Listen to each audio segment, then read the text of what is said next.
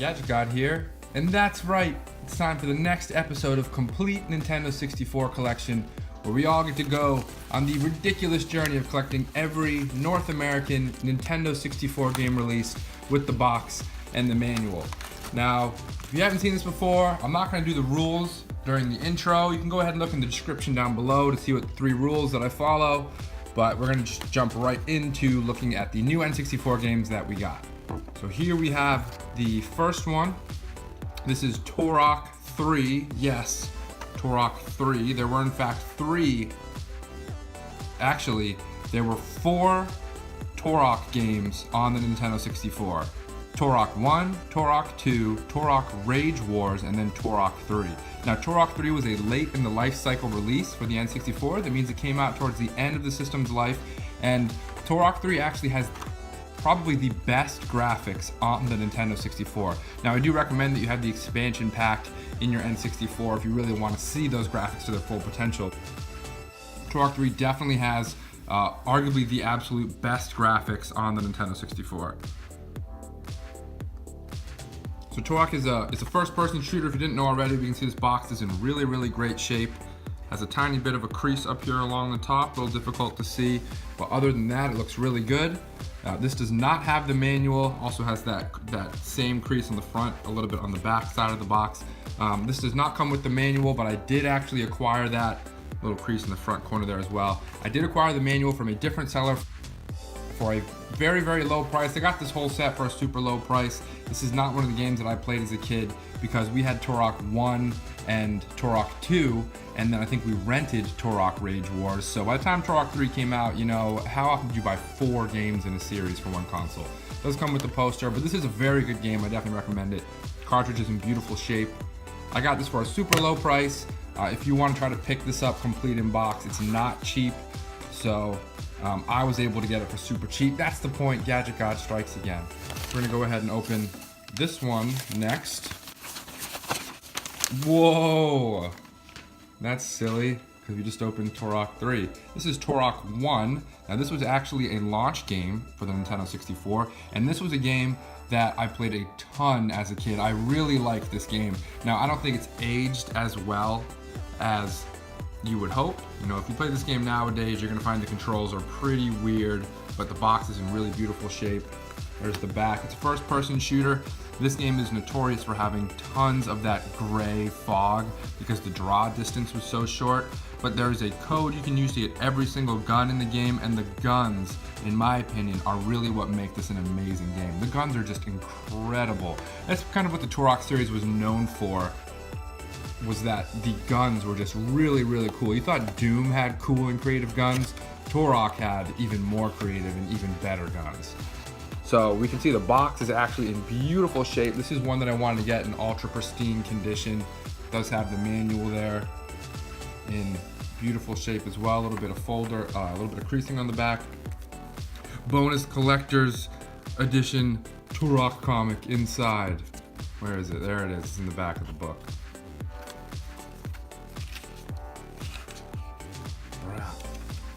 So there it is. There's your comic book.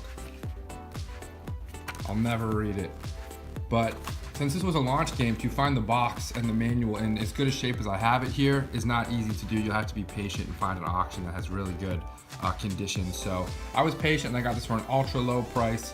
You guys know that's the point of this. So Turok, I definitely do recommend this game. It was super fun as kids. I loved the bow and arrow. There was something just so satisfying about drawing back the bow, seeing the guy coming at you in the distance and then popping the arrow off. So this game is definitely a childhood favorite. It has not aged as well as I said earlier, just because the controls were pretty unique for being one of the early first-person console first-person shooters. So I definitely recommend it, but be prepared for it to be a little wonky compared to maybe what you remember it. And they did release a remaster on the PC, which does have better controls and better visual draw distance in the game. So maybe that's the version you want to go, but I do recommend Turok. We'll open that big Pajanga one next, but first let's slide out the Slim. What do we have here?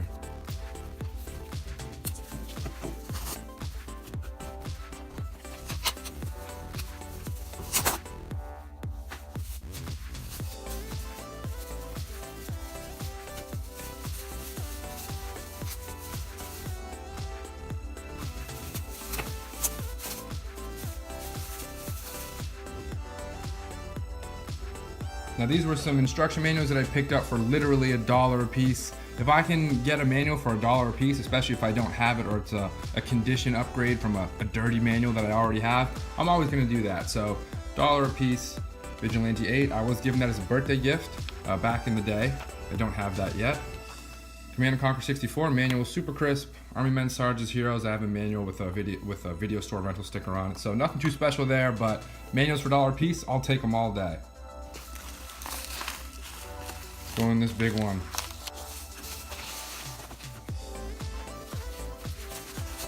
What game is it? What game is it? Army Men Air Combat. So there are actually, let me just break this tape first.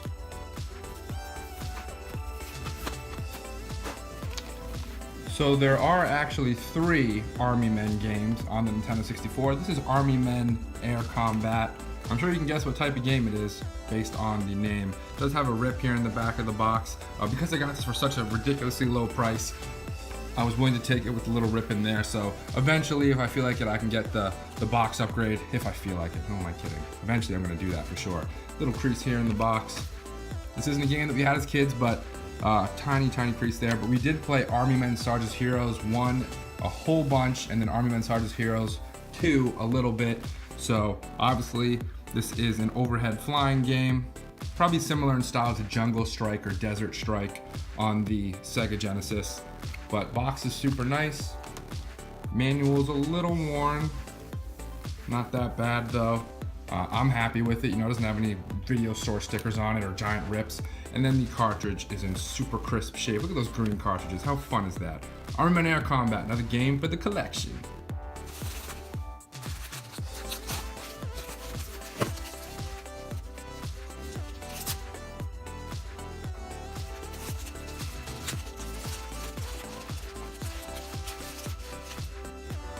And then last but certainly not least, this was another super bundle that I got from a single person where I got all 3 of these games in an auction that they had, and I got them for an insanely low price. Might as well have been giving them away. I love donations, I told you. Here we have Cruisin USA,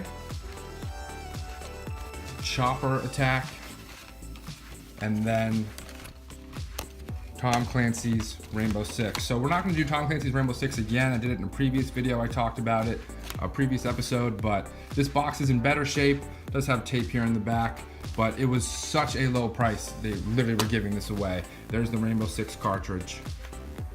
And then in this pile of vintage paper, there's the Rainbow Six manual. Chopper Attack. It's funny that we just showed Army Men Air Combat because Chopper Attack has better graphics and plays in at a closer camera angle, but also a flying game. There actually were not a ton, but there were a couple flying games. I recently picked one up that I'll be showing in a future episode that's totally different. So I hope you look forward to seeing that. I know you are.